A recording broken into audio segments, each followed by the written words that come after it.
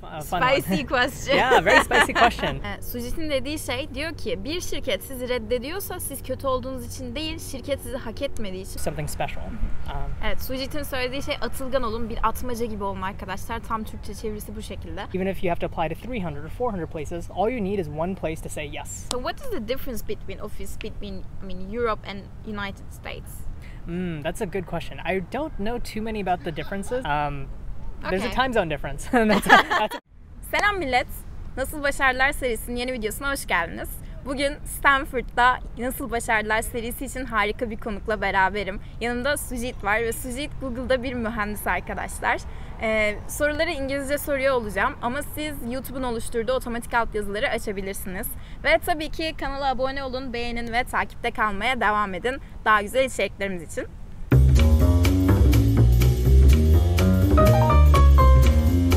Okay, so Sujeeth, welcome. Firstly, thank you for just attending my video. Thank you for having me, Bara. I'm very excited to meet your to talk to the audience and teach them about the tech industry in the U.S. and about my experience at Google and my experience in the U.S. as a computer science student and also a software engineer now.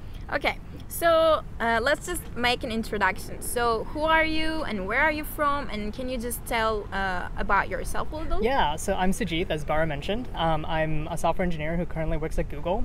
I'm from San Jose, California, which is located in the Silicon Valley in the U.S. And I've lived here pretty much most of my life. I went to school at Georgia Tech, go Jackets, and I was a computer science major there. And I've worked at many companies, many of them maybe you've heard of, for example, Amazon, Microsoft, PlayStation, and Google as well. And at Google right now, I work on machine learning infrastructure. So what I work on is like how to scale up machine learning training. So if you're trying to use a chatbot, we have to train that chatbot. And I build out a lot of the compute related work towards making that very scalable for many, many people. So, okay. So since audience can wonder about some basic questions, I will ask you firstly. For example, with what GPA you graduated? So I actually graduated with a pretty low GPA. I graduated with about a 3.2 or 3.3 GPA from Georgia Tech. So not a very high GPA. My major GPA overall was a 3.5. So this is a half A's, half B's type transcript. So you don't have to do particularly amazingly, but there's a lot that you learn from that course of work. Okay, so you mentioned some of the jobs you had. So which was your first job and how did you apply to that job? Let's just make a brief explanation to them. Yeah, so I started at Cisco Systems. I was an engineer intern there. I applied in my first year of college, so I was a freshman. And what I did was that I just kept on applying to a number of jobs, and one of them happened to be Cisco. I applied to maybe 100 or 200 jobs, and then eventually Cisco reached out. Luckily, they gave me a technical interview. That interview was really simple. It was mostly asking about some networking concepts that I'd learned, and after that, I was extended an offer, and I was able to work there for the summer. And then after that, I got a lot more offers after that. That first one was the one that really launched my trajectory. Okay, so Sujeeth, by the way, I will be explaining some little Turkish explanation in the middle. Yes. Okay. Arkadaşlar gördüğünüz gibi Sujeeth yani 100 ila 200 arasında işe başvurduğunu söylüyor ki bu gördüğünüz gibi çok fazla. Bence bu önemli bir nokta. Bunu da Türkçe açıklamak istedim. Well, what I basically said is I will just cut this place, but you just applied for 100 and 200 jobs. So I think it's an important point that you tried so hard. Yes. So I just, highlighted that part. Yeah. Okay. So, since it's about Google, our first question: how did you decide to apply Google, and how did you choose which job to apply for? Yeah, so when I was applying, I had the very fortunate privilege of deciding to leave Microsoft, which is already a very great place. And Google was always kind of this well-renowned and great company. I really respected how amazing its diversity was, how smart people really were. A lot of people there are absolutely brilliant. And I wanted to really kind of work on something different than what I'd been doing previously, which is mostly doing UI UX development work, mostly like building websites and stuff. And so I decided to apply to Google, and I happened to have a friend who worked there who was working on something related to machine learning. I was very fortunate that he told his manager that, hey, I would be a good candidate to look at. And so because of that referral, I was able to get an interview with that team in particular, and then it was mostly just standard software engineering interviews that kind of followed from there. Yeah. Also, our second question is about it. Like, how was the interview process? Let's hear the details. Yeah, so the interview process it's also very common across many other software engineering companies as well. But typically you have an introductory phone screen. You first start with a resume screen, and in that resume screen, the recruiters will look at your resume and they'll see if you're a good fit for the role or the company. And then from there, you get a phone screen. This phone screen typically means that you are on the call with another engineer and doing an interview with them. And this involves solving 1, maybe 2, or even 3 coding type questions. These are typically called like leak code style questions. And then after that, you get into like a final round phase. And this is where you have a lot of interviews back to back. This is typically anywhere from 3 to 5 interviews, and you have very similar ones. And you may also have a behavioral question or even a system design question. So a behavioral question would be asking a lot of questions about your background and some experience that you might have. And the system design would be more of like, how can you build things? How do you build things from end to end? For example, build an Uber app, build Netflix, build something like that. And then after that, for Google, we have a very special thing, which was the team matching phase. But this may be a little bit different now because they've changed a little bit of their hiring processes. But at that point, you'd be able to talk to a lot of teams and figure out which is your best fit. And so for me, that was the Cloud TPU team at Google. Okay, nice. So, since you mentioned about resume at the first place, also I want to ask an additional question, like just a brief question, like 3 resume tips. Yes. Yeah. So I think a lot of people assume that you have to have a specific format for software engineering resumes. I have a very strange resume, and maybe Bara can put a screenshot of some parts of the resume later. I will. And so, I would prioritize mostly the experience that you have. So if you're an engineer, you want to have some sort of engineering things to show. So for example, if you're a TA, if you do research, if you do projects, if you do hackathons, if you do any of those things, or internships, put those first, because those are the most important, and it shows to me like that you're a really good candidate who knows how to build things, who knows how to think with code and write code. That's really important. So İlk başa tecrübe koyun arkadaşlar. Yeah, the second one. Second one, I think you definitely get involved. I think you won't get those projects and internships and TA-ships or research without really getting involved. And so getting involved with other people is really such a very key thing to do. It's very easy to just do classes and just put class projects on your resume, but everyone kind of has that, and so you want to differentiate yourself and make sure that you can really show that you do something special. Evet, Sujeeth'in söylediği şey atılgan olun, bir atmaca gibi olun arkadaşlar. Tam Türkçe çevirisi bu şekilde. Okay, and the third one. And the third one, it comes back to my point from the very beginning, is that remember that I applied to 100 or 200 places to get my very first job. That is a lot of persistence. So even if you keep on getting rejected over and over and over again, that doesn't mean that you're a bad candidate. It just means that there's some other things with the company. I'm sure you're a fantastic candidate and that you'd do great in that role. All that matters is that you just keep on trying and keep on applying. So even if you have to apply to 300 or 400 places, all you need is one place to say yes. And so you should keep on trying. Such a valuable advice. Arkadaşlar, Sujeeth'in dediği şey, I'm just highlighting the important part. Go for it. Sujeeth'in dediği şey, diyor ki bir şirket sizi reddediyorsa siz kötü olduğunuz için değil, şirket sizi hak etmediği için. O yüzden denemeye devam edin, asla durmayın bu şekilde. Okay, so let's continue. Also, I wonder about this. Was there anything you had difficulty with during the application process? I mean, well, you're actually really experienced, but still. I would say that it's a lot of studying for sure. There's a lot of things that you have to study in order for you to do these interviews well. Sometimes out of those 4 or 5 interviews, there may be some questions that you might trip up on. I remember for my very first interview, it was a really tough question, but at the very end I was able to get it. But one thing that was really important was that you just continue to show your thought process as you do these interviews, and much like in normal life, if you just keep on showing your thought process, then at the very least, even if you don't get something correct or if you don't understand how to do something, then it will show the interviewer some very valuable aspects about you. Maybe clarification questions? Yeah.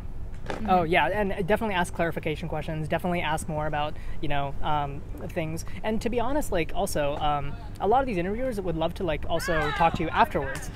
So some things that I did was that at the end of the interview, if I didn't get an answer right, I would ask the interviewer. I would love to understand how do you solve this question? Where did I kind of go wrong? If they have time, then maybe they'll be willing to tell you a bit about it, and then you can learn from the process. So learning is a very key thing. It's a really good thing to have. It's a growth mindset, and if you have that growth mindset, you'll go very far in life, not just in software engineering and computer science. Wow! Also advice about life. Okay, yeah, that's nice. What are the opportunities provided by Google, and why anyone should apply to Google? I think Google is very, very great. I think they have so many wonderful perks. So I'm here at Stanford Summer Session along with Bara and many others because Google is. And AJ, say hi. And AJ, yeah, some other people. And it's very nice because Google helps pay for some of the tuition for the classes that I'm taking here. Google has been wonderful in terms of like meeting very, very brilliant people. I'd say that maybe 30-40% of my team has PhDs, and I learned so many invaluable things from them just by like being in their presence. And so that's really, really nice. Continuously learning process you mentioned about. Yeah, like learning process is so big. I think like even though I'm somewhat pretty experienced for my age, I think I have so much to learn, and I think the people around me are very brilliant and they're very willing to learn and teach me as well. So I think that's the most underrated perk. It's just that they're very brilliant people, of all of them. There's also additional perks like we get free food, breakfast, lunch, and dinner most days. Yeah, I had lunch at Google today. Yeah, it's such delicious food. Yeah, we have great options and all that. We have vegetarian, vegan options. We have things for everyone. I love that. If I sometimes go and travel to different places. For example, I went to Shanghai, I went to New York, I went to Atlanta, and then there's just Google offices there, and I can just badge in, grab some quick snacks if I wanted to get breakfast or any of that. It would be really fun and really easy to do. Very, very cool things. So they have very nice offices everywhere. Everywhere that I'd want to visit. Yeah. Yeah, great. So guys, you want to say hi to interview? Show yourself. Come on. No? Hi, interview. Ocean Bangladesh. Pakistan. Okay. Yeah. Let's continue with the interview. Can you put the exact points of the? It's got it. Yeah, I think AJ know where was it. Okay. So, let me highlight one point. Arkadaşlar, Sujeeth'in de dediği gibi hani sürekli bir öğrenme prosesi var aslında ve hiçbir zaman kimse Google'da bile çalışsa ben oldum demiyor. So I just mentioned about that learning is important, and no one says that like, okay, I'm at Google and it's over. They're just continue that. Okay, so how is community in your office? Yeah, it's how actually is people? Yeah, it's actually really great. I feel like I learned quite a lot because, as I mentioned before, there's a ton of people and there's a ton of like experience between all of them, and a lot of them have very advanced degrees, and a lot of them are also like have learned quite a lot from just like existing in life and other things like that. And I think the community also brings it together. I think typically we have some amount of fund budget, and typically we also have some events that are like cross-team and in the team. So for example, a couple years ago we had like a cooking competition. So we went and rented out this one amazing place, and it was me and my director, who was like many levels above me, cooking, and then we were cooking against like other teams and all that, and it was really fun team bonding. We had really great community, and the nice thing is that my team is mostly in the same place, so we can see each other very frequently, and I get to know a lot about their lives as well. When you're working with people for 8 hours a day for 5 days a week, you get to learn a lot about them, and it's very nice to have that community with them. Yeah. Also, I think you present pretty good the energy of the Google atmosphere. Oh yeah. Because I think you're such an example of these energetic and. Oh, thank you. Yeah. You just give us so many information, and you're so helpful with that. Thank you. Yeah. Okay. So. There's a question a bit different. So what is the difference between Europe and United States? That's a good question. I don't know too many about the differences. I don't know too much about the differences. There's a Okay. time zone difference. That's about as much as I know. Okay. I have some coworkers who work in the Switzerland office, and then they typically log in during specific times. But usually the nice thing about it is that even though we are across boundaries, we have teammates on the west coast of the U.S., the east coast of the U.S., and then like in Europe, and we may have people elsewhere as well whom I'm missing. But we always have like a way to like have work-life balance. If the regular 9 to 5 work hours don't work for you, then they adjust these hours as well for you, so you can feel free to set your own hours and other things like that.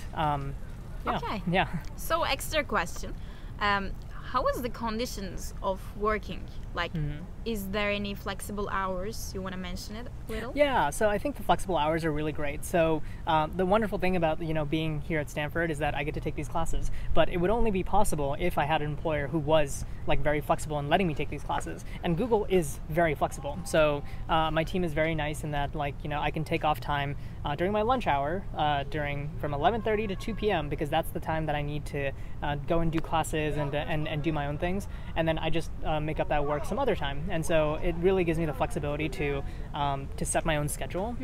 As long as I make some of the meetings that are really important, then I'm pretty free to do the work whenever I want to, because in the end, what they measure is not like my time in the office or my time in my seat, but they care about like my productivity in the end.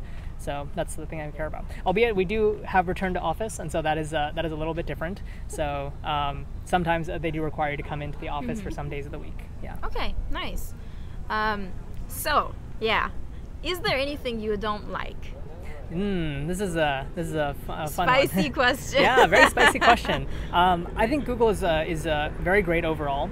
There's a ton of people, and there's a ton of very smart people. And so I think one of the things that is a little bit hard is that it's a little bit hard to like really extra differentiate yourself in a way. So sometimes when you're trying to make like a huge, much bigger impact or something, it's really hard because you have a lot of these brilliant people who are also trying to do something very similar.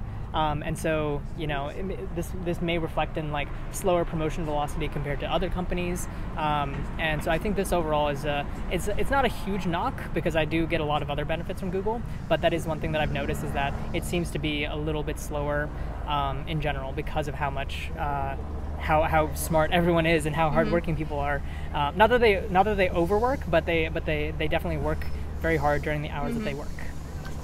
So I just wonder that, is there any like jealous and negative people? I think there are jealous and negative people in every company, country, everywhere.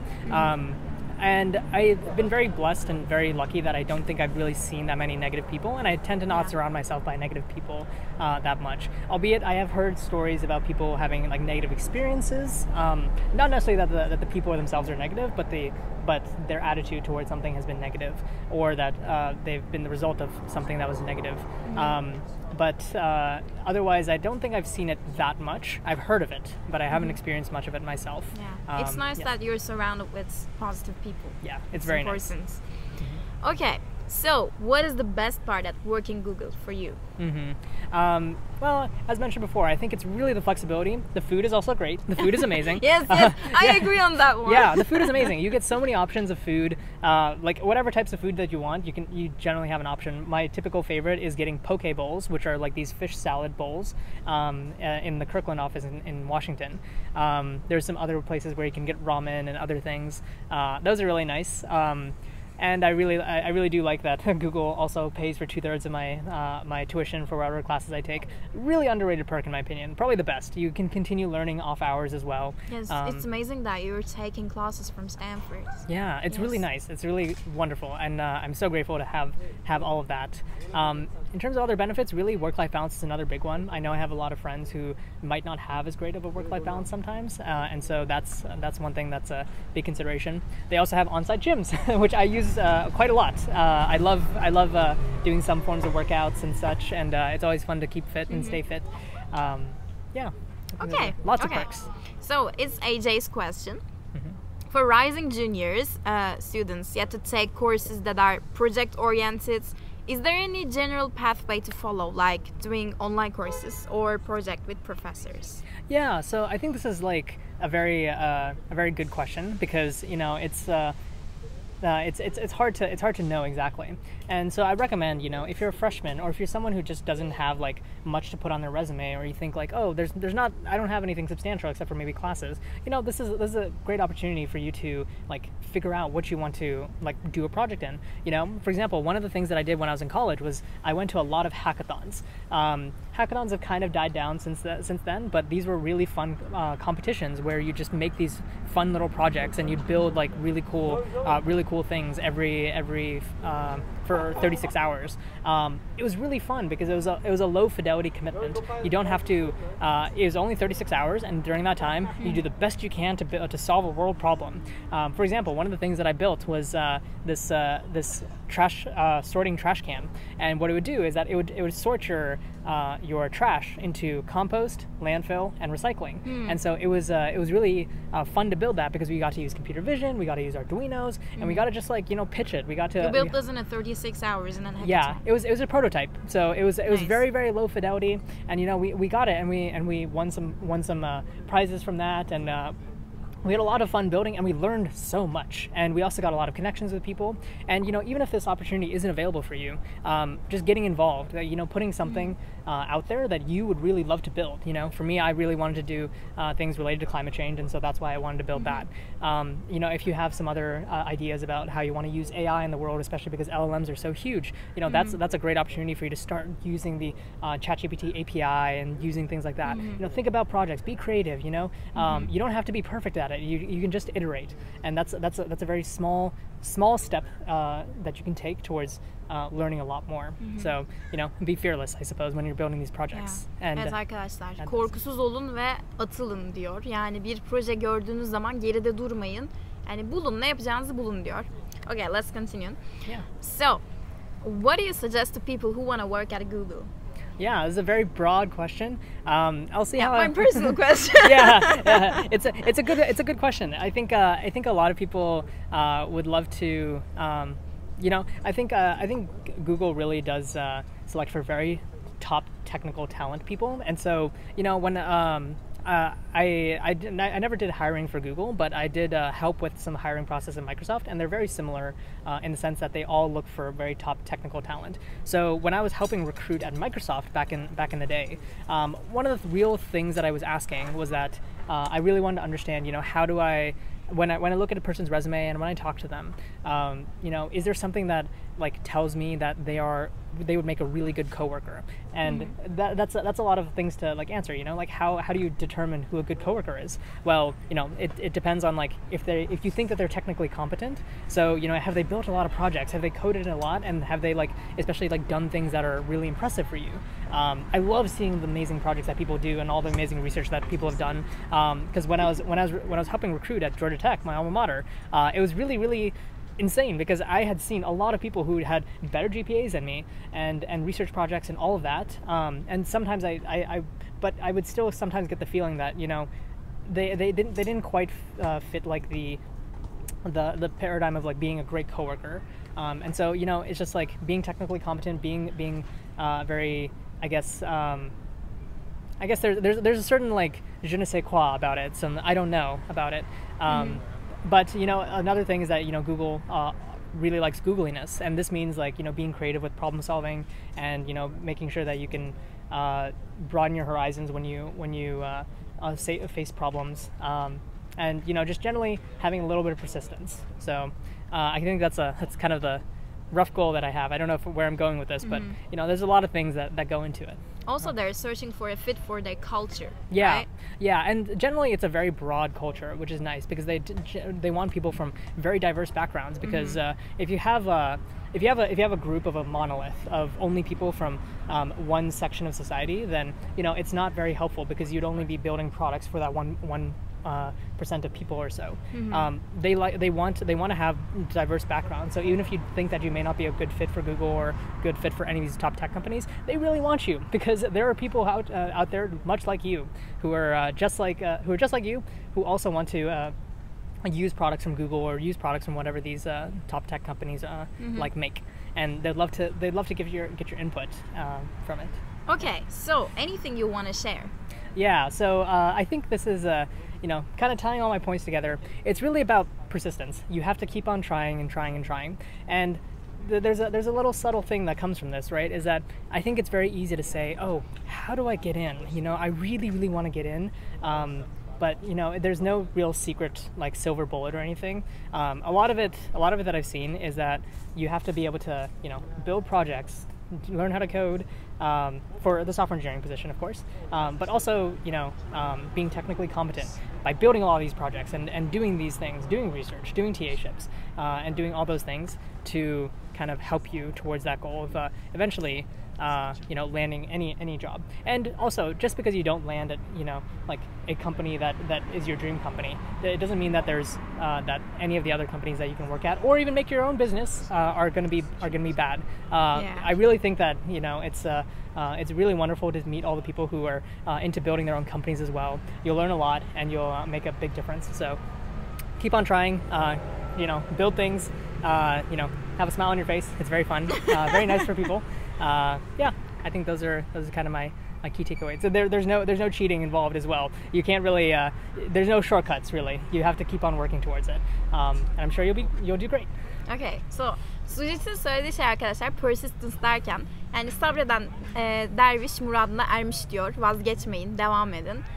Okay, so Sujeeth, thank you so much for joining this video, and I'm sure that whoever just watched this video, it will be really helpful for them, as it's helpful to me. Okay, so don't forget to subscribe and like the video. Ve Türkçe de söyleyeyim arkadaşlar, abone olun, beğenin, takipte kalın ve kendinize iyi bakın.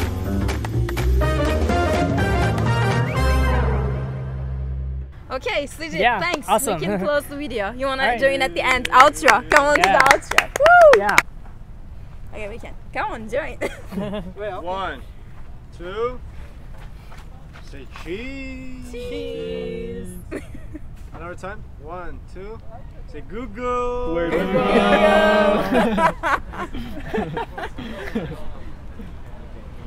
This time. Man, it's over. It's Yeah, you enough. can disclose Another it. picture. Another picture. Oh, okay. Another picture. You have the tallest one. ChatGPT. ChatGPT. You're recording, ChatGPT right? is against. Gemini. Yeah. It's all good. Gemini. Hey, Gemini. What's up? Hey, how's it going? Good. Work out at the AURC. Wait, you work out here? Yeah. I thought you work out there. No. I work at the Altyaz work out Shit, here. is that why you DM'd me? I thought you...